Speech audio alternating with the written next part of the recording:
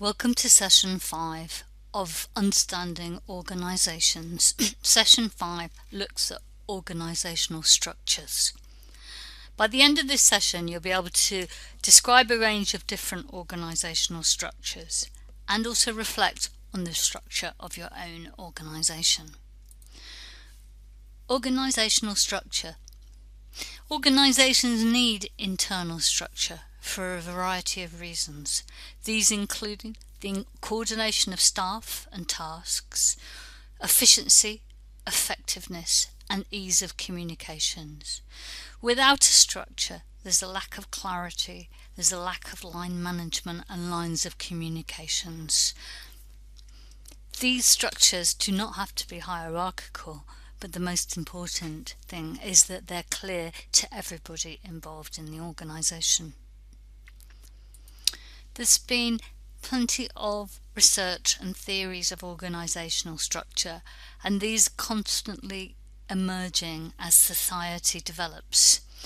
Mintzberg in 1983 wrote extensively about structures and the way that organisations divide its labour into distinct tasks and to achieve coordination.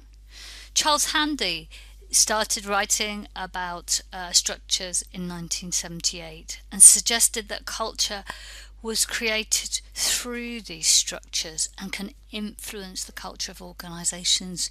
Charles Handy has continued to write about organisational structure throughout the decades. Sanghi in 1994 wrote that structure was an important aspect which was often overlooked. Maybe Solomon and Story linked the importance of roles and relationship and the way we manage our staff and organisational structure. Let's first start with the traditional structure.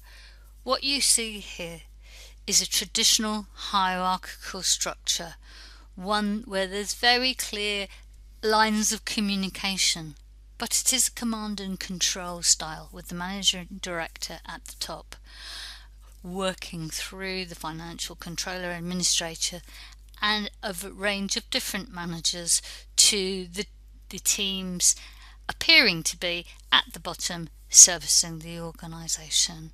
This is a very popular structure, one where everybody knows exactly what their role is and how they communicate through.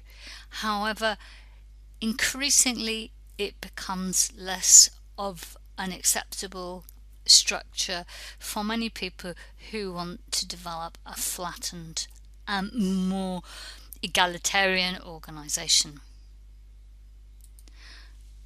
A different version of the traditional structure is this top-down structure. However, also this triangle can be inverted, where the director is seen as the servant servicing all their team with the customer, the end user, at the top. The one that we see here on the slide looks at director at the top, like in the family tree, feeding down through their teams to the end user of the customer. The matrix structure of organisations was pioneered in Japanese manufacturing industries. Here, teams are the crux. They serve the needs of the different product, which have dominance over staffing hierarchies. So if we look here, we've got 3 products, X, Y and Z, and they are the dominant feature of this organisation, and the different teams of research and development, manufacturing, marketing, etc. together service these products. And the only person in the organisation that sits over the top of all of them is the president.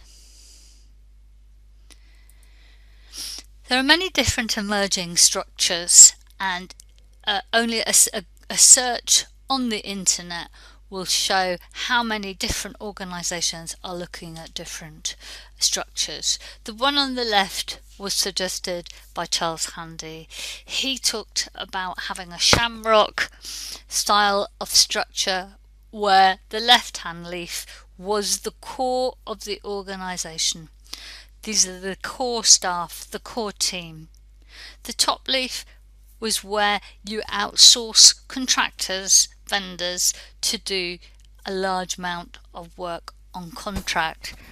And the shamrock leaf on the right was the temporary workforce who were brought in from time to time to fulfill the needs of the workflow. Another form of organisational structure can be seen on the right hand side. Eon Corporate Centre being the heart of decision making for many of their different companies based around the world. If you look how the second circle in consists of the different Eon companies being serviced by different departments of them being worldwide. The hub and spoke structure appears to be quite a complex structure, but here there is a culture of equality of managers in the hub that serve a wide variety of staff and services.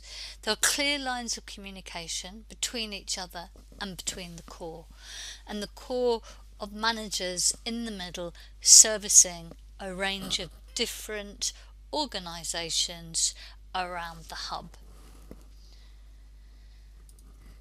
What's the structure of your organisation?